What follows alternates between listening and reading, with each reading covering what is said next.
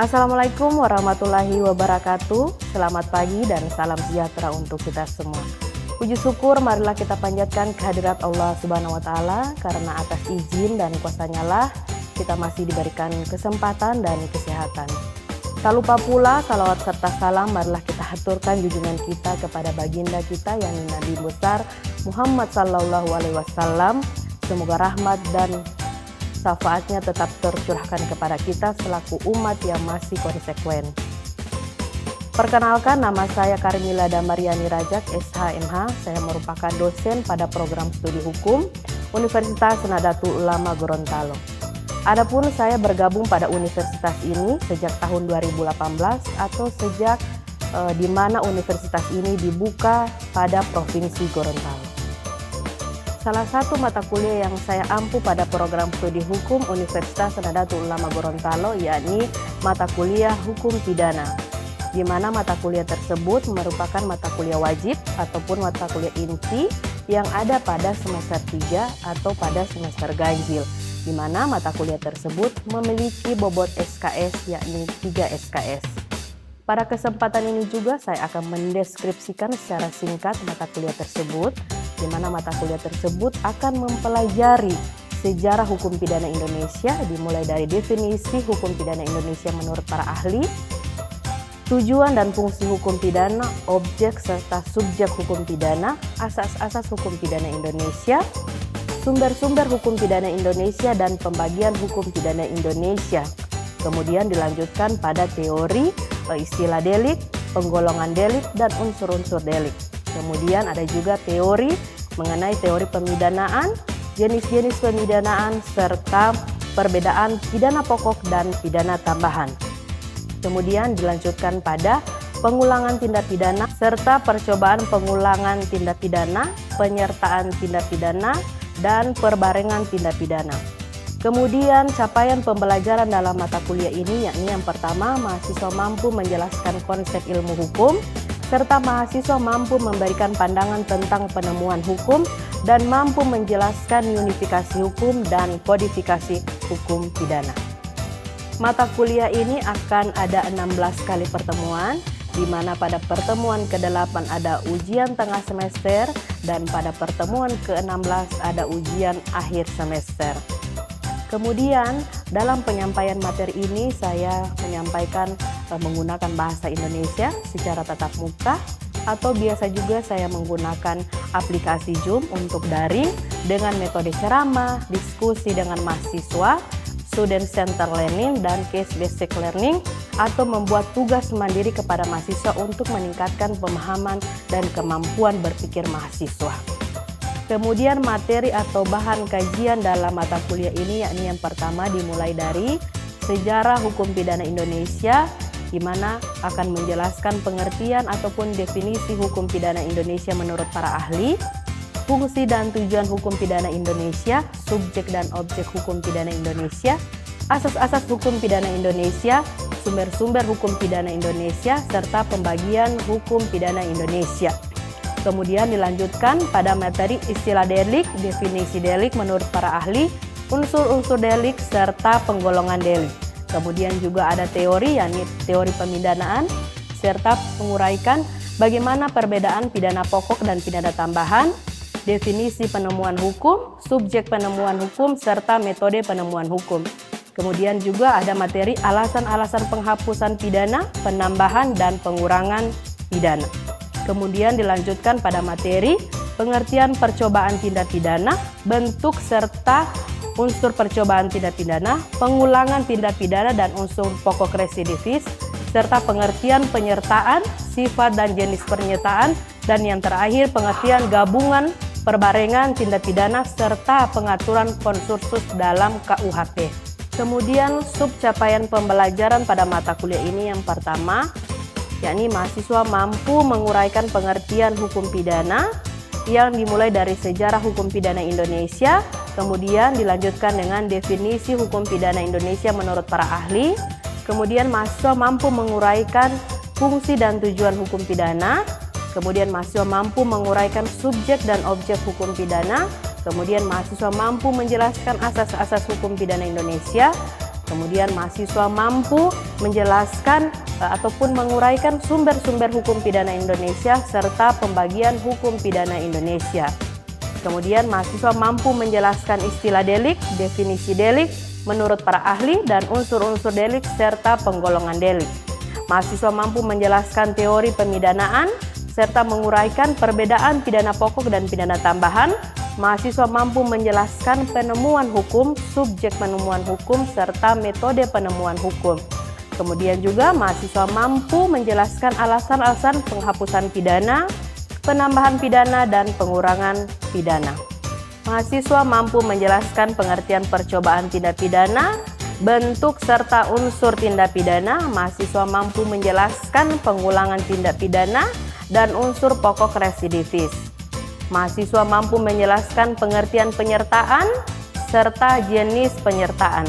Kemudian yang terakhir, mahasiswa mampu menjelaskan pengertian gabungan, perbarengan tindak pidana, serta pengaturan konkursus dalam KUHP. Selanjutnya, asesmen dalam mata kuliah ini terdiri dari 5 poin penilaian yang menjadi ketentuan di lingkungan Universitas Nahdlatul Ulama Gorontalo. Yang pertama yaitu kepribadian 10%, tugas mandiri 15%, tugas terstruktur 15%, ujian tengah semester 25%, dan ujian akhir semester 35%. Berikut ini video pembelajaran saya dengan mata kuliah Hukum Pidana yang akan membahas materi sumber-sumber hukum pidana serta pembagian hukum pidana Indonesia.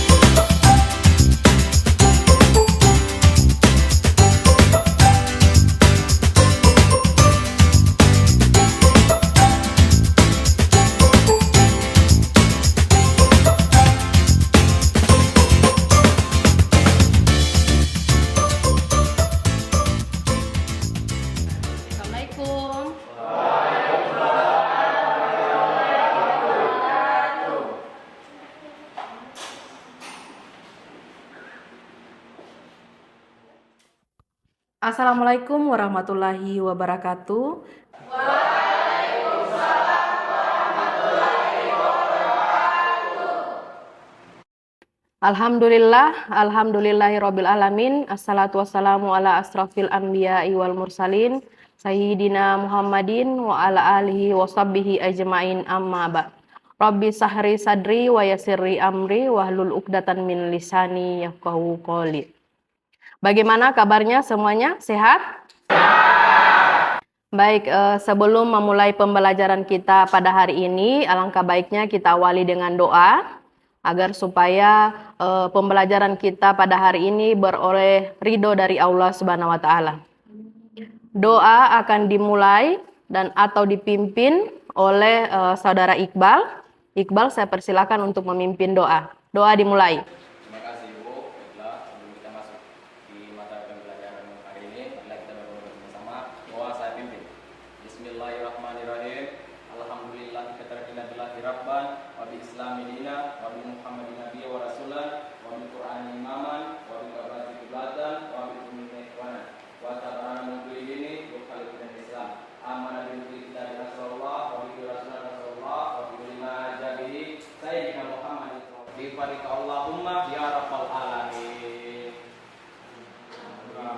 Berdoa selesai.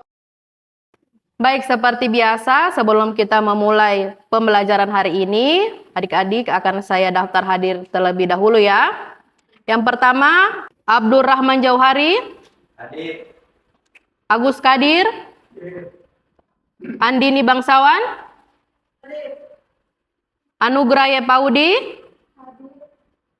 Asifah Maratul Jannah. Hadir. Calvin Karim. Hadir. Angelika Harun. Hadir. Faisal Saputra Esmoha. Hadir. Fauzia Rahman Jibu. Hadir. Harjun Podungge? Baik, sebelum kita masuk pada materi inti, saya akan mengevaluasi kembali materi kita yang kemarin. Ada yang masih ingat definisi hukum pidana menurut para ahli? Ada yang bisa angkat tangan coba? Baik. Definisi hukum pidana menurut Pompe ialah keseluruhan aturan mengenai perbuatan yang dapat dihukum dengan memuat aturan pidananya. Baik, itu menurut definisi hukum pidana menurut Pompe. Untuk selanjutnya ada yang tahu terkait hukum pidana material? Ada yang bisa jelaskan? Silakan. Hukum pidana material itu ialah peraturan yang menegaskan perbuatan-perbuatan apa yang dapat dihukum, siapa yang saja yang dapat dihukum, dengan hukum apa saja yang dapat menghukum seseorang melakukan tindak pidana. Baik, terima kasih. Untuk selanjutnya hukum pidana formil, ada yang bisa jawab? Baik. Jadi hukum formil itu yang juga dikenal sebagai hukum prosedural adalah cabang hukum yang mengatur tentang prosedur atau tata cara pelaksanaan dan penegakan hak dan kewajiban hukum substantif. Jadi itulah perbedaan antara hukum pidana material dan hukum pidana formil. Di mana hukum pidana formil itu memuat tentang ketentuan-ketentuan ataupun jenis-jenis tindak pidana disertai dengan ancaman hukum pidana. Kemudian kalau dia hukum formil yaitu proses pengenaan, bagaimana ketika kalau ada seseorang melakukan perbuatan pidana, ya. Untuk selanjutnya ada yang bisa bantu saya menjelaskan terkait subjek dan objek hukum? Saya Bu. Silakan. Antara subjek dan objek pidana material yaitu subjek adalah badan hukum dan manusia, sedangkan objek berupa barang, alat yang digunakan untuk melakukan tindak pidana. Baik, jadi saya ulangi kembali lagi bahwa subjek hukum itu adalah manusia ataupun badan hukum, ya, manusia ataupun badan hukum. Kemudian objek hukum itu adalah benda atau barang, ya. Sekali lagi, objek daripada hukum pidana itu adalah barang atau benda. Nah, barang apa saja? Barang yang digunakan pada perbuatan pidana atau barang yang dihasilkan dari perbuatan pidana. Jangan bertukaran ya, biasanya ada yang bertukaran antara subjek hukum dan objek hukum. Teman-teman harus pahami. Subjek hukum itu adalah manusia ataupun badan hukum. Kalau objek adalah benda atau barang. Pokoknya benda yang digunakan atau yang dihasilkan dari perbuatan pidana. Paham ya sampai sini? Paham. Baik, untuk di semester 2, teman-teman mungkin sudah belajar terkait pengantar ilmu hukum. Sudah pernah belajar pengantar ilmu hukum? Ya. Jadi di pengantar ilmu hukum itu ada yang namanya undang-undang. Ya, ada yang namanya undang-undang. Nah, saya mau tanya, undang-undang itu dia masuk dalam apa? Dalam apa? Sumber-sumber hukum. Ya. Jadi, materi kita pada kali ini adalah sumber-sumber hukum pidana dan pembagian hukum pidana Indonesia. Ya. Jadi ini sesuai dengan RPS, kita ini sudah masuk dalam pertemuan kelima, di mana kita akan membahas materi terkait sumber-sumber hukum pidana Indonesia dengan pembagian hukum pidana Indonesia berdasarkan bentuknya, wilayahnya, sifatnya. Ya, jadi ini RPS kita, di mana diharapkan mahasiswa mampu untuk mendeskripsikan sumber-sumber hukum pidana dan menguraikan pembagian hukum pidana Indonesia, ya. Jadi itu adalah capaian pembelajaran kita pada materi sumber-sumber hukum pidana. Baik, terkait materi sumber-sumber hukum pidana, ini saya sudah buatkan bagan untuk mempermudah teman-teman memahami apa itu sumber-sumber hukum pidana Indonesia. Bisa terlihat dengan jelas diagram ini atau bagan ini? Bisa. Jadi yang pertama, sumber hukum pidana Indonesia itu ada KUHP. Teman-teman pernah dengar istilah KUHP? Ada yang tahu? Apa itu KUHP? Ya, jadi KUHP adalah Kitab Undang-Undang Hukum Pidana. Orang hukum ini harus punya yang namanya KUHP, ya. Apa yang dimaksud dengan KUHP? Yang pertama, di dalam KUHP itu memuat ketentuan umum. Jadi KUHP itu dia ada 3 buku. Yang pertama memuat tentang ketentuan umum. Dari pasal 1 sampai pasal 103. Yang kedua ada buku apa? Memuat tentang apa? Buku kejahatan. Dimuat dalam pasal. Kemudian buku 3 memuat tentang apa? Pelanggaran. Jadi di dalam KUHP teman-teman harus ingat, ya, KUHP itu terdiri dari 3 buku. Buku pertama terkait ketentuan umum, buku kedua terkait apa? Kejahatan, dan buku ketiga memuat tentang pelanggaran. Jangan sampai bertukaran ya. Biasanya mahasiswa itu bertukaran antara buku 2 dan buku 3. Ya, jadi ingat, buku 2 kejahatan, buku 3 memuat tentang pelanggaran. Kemudian ada sumber hukum lain. Apa itu? Hukum adat. Teman-teman tahu tidak hukum adat itu apa? Hukum adat? Atau pernah dengar? Apa? Hukum yang berasal dari kebiasaan tradisi di masa lampau. Yang lain ada? Ada, Bu. Apa? Hukum yang berlaku di suatu tempat tertentu. Yang lain? Yang lain ada? Tidak ada. Jadi hukum adat itu hukum yang berlaku pada daerah-daerah tertentu. Paham maksud saya? Kemudian contoh yang kedua, misalnya di mana? Ada yang bisa kasih contoh? Baik, bagaimana contohnya? Jadi contohnya itu ada di pedalaman Papua Barat, yaitu suku Dani Ibu. Orang itu kalau ada saudara yang meninggal, saudara yang ditinggal itu Ibu wajib memotong jari Ibu.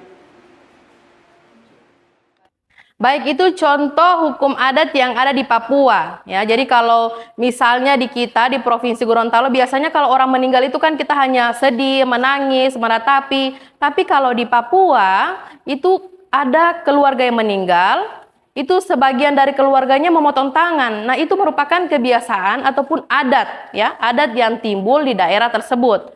Kemudian contoh yang kedua, misalnya di mana? Di Aceh, ya. Di Aceh itu kalau tidak salah, kalau ada orang melakukan perbuatan asusila, ya, saya tidak tahu apakah ini benar atau tidak, tapi saya pernah baca di artikel bahwa yang mana di daerah Aceh, saya juga lupa daerahnya di mana, cuman yang jelas di sana kalau ada orang melakukan asusila, itu mereka menggunakan hukum pidana khusus. Misalnya dicambuk. Ya, pernah lihat itu? Pernah dengar bidang? Ya. Jadi itu merupakan hukum pidana adat yang timbul ataupun hukum pidana yang hidup di dalam masyarakat tertentu. Ya, jadi mungkin di sana berlaku tapi tidak berlaku untuk kita. Itulah yang dimaksud dengan hukum adat, hanya berlaku pada daerah-daerah tertentu. Kemudian ada yang namanya sumber hukum jurisprudensi. Pernah dengar jurisprudensi itu apa? Apa itu jurisprudensi? Putusan hakim. Baik, jadi jurisprudensi itu merupakan salah satu sumber hukum pidana Indonesia. Nah, yang dimaksud dengan jurisprudensi itulah putusan-putusan hakim terdahulu, ya, yang dipakai ketika mungkin ada perkara-perkara yang sama. Ya, jadi dipakailah putusan hakim terdahulu sebagai sumber hukum dalam menyelesaikan sebuah perkara yang sama. Kemudian ada juga yang namanya traktat. Ya, kalau traktat itu dia lebih kepada perjanjian internasional. Ya, perjanjian internasional di mana perjanjian itu disepakati oleh beberapa negara, ya. Jadi perjanjian itu disepakati oleh beberapa negara yang menyetujui isi daripada perjanjian itu. Kemudian sumber hukum lain ada apa? Ada doktrin. Pernah dengar doktrin? Apa itu doktrin? Iya, bagus sekali. Berarti teman-teman sudah paham ya dengan materi ini. Yang pertama sumber hukum ada KUHP, hukum adat, jurisprudensi, traktat, dan doktrin. Doktrin itu adalah pendapat para ahli hukum, ya. Kemudian ada sumber hukum lain, yaitu undang-undang di luar KUHP. Misalnya, Undang-Undang Tindak Pidana Korupsi. Nah, Undang-Undang Tindak Pidana Korupsi ini kan tidak dimuat dalam KUHP. Ya, tidak dimuat dalam KUHP, tapi dibuatkan undang-undang tersendiri. Ya. Kemudian ada Undang-Undang Narkotika, sama. Undang-undang kekerasan dalam rumah tangga itu kan tidak dimasukkan dalam KUHP, tapi dibuatkan aturan-aturan tersendiri. Paham maksud saya? Paham ya? Sampai sini ada yang ingin bertanya? Saya, Bu. Silakan. Bu, kalau undang-undang tentang informasi dan transaksi elektronik, apakah itu masuk dalam sumber hukum pidana saja? Baik, terkait pertanyaan tadi, apakah undang-undang transaksi elektronik itu masuk dalam undang-undang di luar KUHP ataupun sumber hukum? Ada yang bisa jawab? Sebelum saya jawab, mungkin ada teman-teman yang lain yang bisa jawab? Tidak bisa? Tidak bisa jawab? Baik, jadi undang-undang transaksi elektronik itu dia masuk dalam salah satu sumber hukum, di mana dia sama posisinya dengan undang-undang tidak pidana korupsi. Ya, jadi dia undang-undang yang tidak diatur dalam KUHP, tapi dibuatkan aturan tersendiri. Jadi posisinya itu sama dengan undang-undang KDRT, terorisme, human trafficking. Jadi dia masuk dalam salah satu sumber hukum pidana yang tidak diatur dalam KUHP. Ya, jadi secara umum bahwa pertanyaan kamu adalah apakah undang-undang transaksi elektronik masuk dalam kategori sumber hukum? Ya, sudah pasti masuk ya, karena dia merupakan undang-undang yang di luar KUHP. Ya, ada lagi pertanyaan? Kalau tidak ada pertanyaan, saya lanjutkan materi pada pembagian hukum pidana Indonesia. Tidak ada pertanyaan sampai sini? Siap, saya lanjut ya.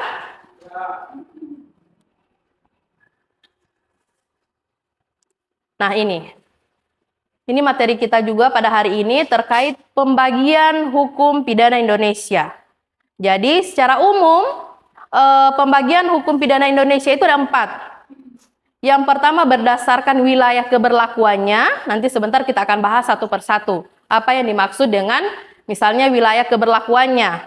Yang kedua berdasarkan bentuknya. Ya, berdasarkan bentuknya. Yang ketiga berdasarkan pemberlakuannya. Dan yang terakhir berdasarkan sifatnya. Ya, jadi perlu diingat bahwa secara umum pembagian hukum pidana Indonesia ada 4. Berdasarkan wilayah keberlakuannya, berdasarkan bentuknya, berdasarkan apa? Berdasarkan pemberlakuannya, dan yang terakhir berdasarkan sifatnya. Paham maksud saya? Paham ya? Sampai sini ada yang ingin bertanya? Karena sudah tidak ada pertanyaan lagi, maka pertemuan kita kali ini akan saya akhiri. Namun sebelum mengakhiri pertemuan kita, saya akan mengevaluasi kembali terkait materi yang tadi. Ya, terkait sumber hukum itu ada apa saja? Satu orang? Ada satu orang bisa mewakili terkait sumber hukum? Baik, saya Bu. Ada KUHP, hukum adat, jurisprudensi, traktat, dan doktrin. Baik, terima kasih atas jawabannya. Jadi teman-teman harus perlu ingat bahwa sumber hukum pidana Indonesia itu ada KUHP, ada hukum adat, ada jurisprudensi, ada traktat, ada doktrin, dan ada undang-undang undang-undang di luar KUHP. Kemudian materi terakhir apa? Terkait pembagian hukum pidana Indonesia. Ada berapa? Ada 4. Yang pertama itu apa? Tadi saya sudah jelaskan. Yang pertama itu Ibu, pembagian hukum pidana Indonesia berdasarkan wilayahnya. Itu terbagi jadi 2, pidana nasional dan pidana lokal. Pidana nasional itu Ibu hukum yang berlaku di wilayah Indonesia itu sendiri, sedangkan pidana lokal itu hukum yang berlaku di wilayah tertentu. Terima kasih. Jadi itu pembagian hukum pidana berdasarkan wilayahnya, ya. Yang kedua apa tadi? Berdasarkan bentuknya. Yang ketiga apa? Berdasarkan pemberlakuannya. Yang keempat apa? Berdasarkan sifatnya, ya. Jadi pertemuan kita akan saya akhiri sampai di sini. Harapan saya teman-teman bisa memahami apa yang saya sampaikan hari ini. Kemudian mungkin setelah ini mungkin ada informasi terkait tugas saya akan sampaikan melalui WhatsApp group. Ya, jadi nanti hari ini atau besok saya akan menyampaikan tugas kita. Nanti tugas itu akan saya kumpul minggu depan. Ya, terkait materi dan judulnya itu akan diberikan informasi lewat chatting, ya. Lebih dan kurangnya saya mohon maaf. Wallahul muwaffiq ila aqwamit thariq. Wassalamualaikum warahmatullahi wabarakatuh.